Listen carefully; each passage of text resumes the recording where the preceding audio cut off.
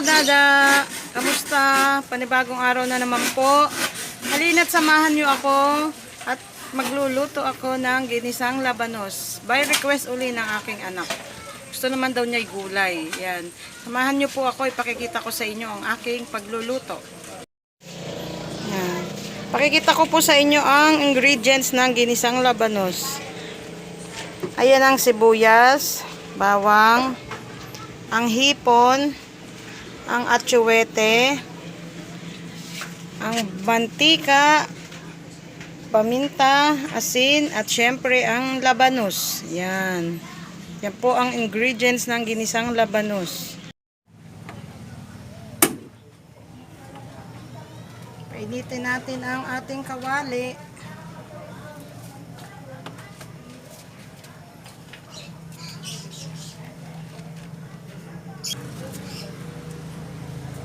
Lagyan natin ng konting mantika.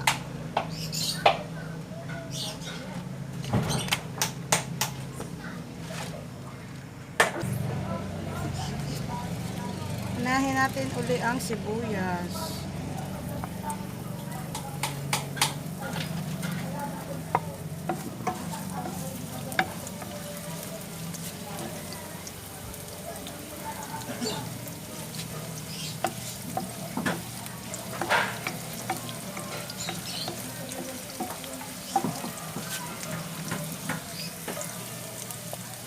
Sunod natin ang bawang.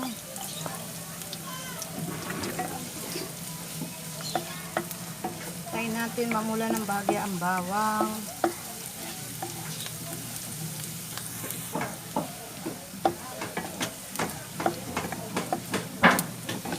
Lagay na natin ang hipon. Maliliit lang ginamit natin. Wala kaming hipong malaki. Tayo nating mamula ang ating hipon para lutong-luto siya.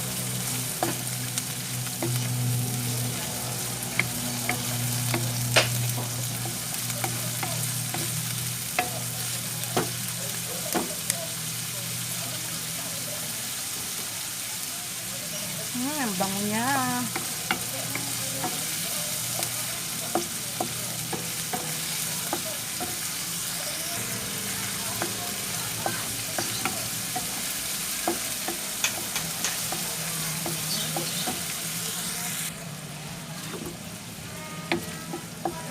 Luto na yung hipon, lagay na natin ang labanos.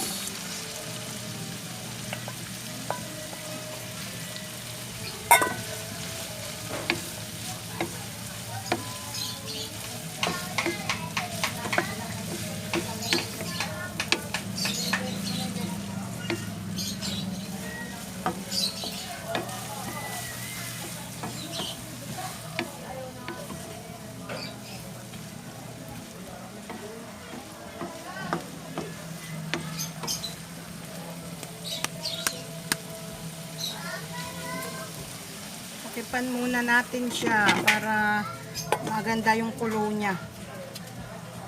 Yan, naka-video. Lagay na natin ang ating atsuwete. Ayan, galing. Hindi, nakakain na. Ay, yata ka na ama. Dito pala ito, pagpapat. Lagyan natin ang atsuwete para kumapit pagkulo. Ay, hindi nga na sila nagkuha pati si Pogi. Birthday ng balae. Birthday ng balae. Yung kasi ba, birthday ni parang sa Takipan natin. Lagyan natin ng konting bechin.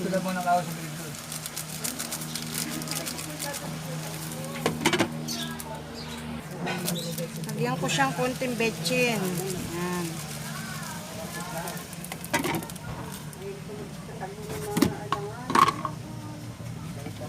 Konting asin.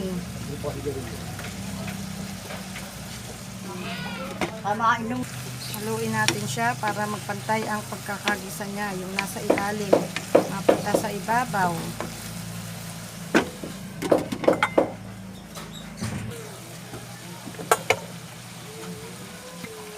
Lagyan natin ang paminta.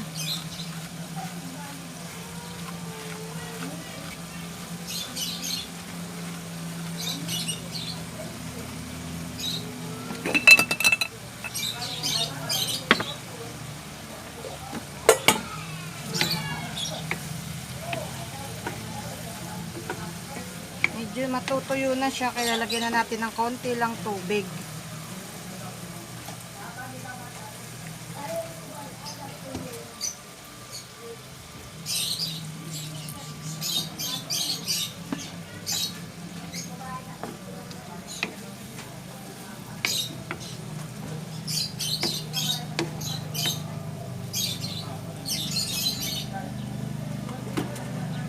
Takipan uli natin para kumulo siya ng maayos.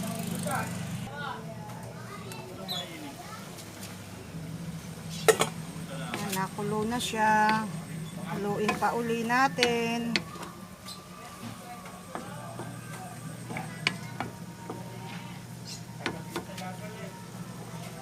Tayin pa natin kumulo.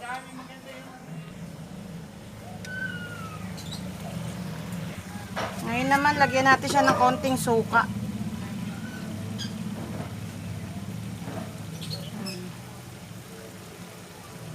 Hindi muna natin hahaluin kasi sabi nila mahihilaw ang suka. Hindi natin kumulo ng kumulo.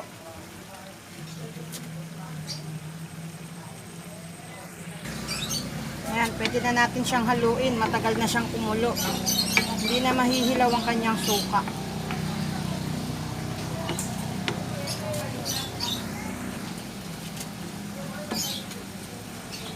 Takipan pa natin siya para isang kulo na lang. Yan, luto na ang ating ginisang labanos. Yan. Patay na natin ang apoy. Yan mga kadada, nakaluto na tayo ng ginisang labanos.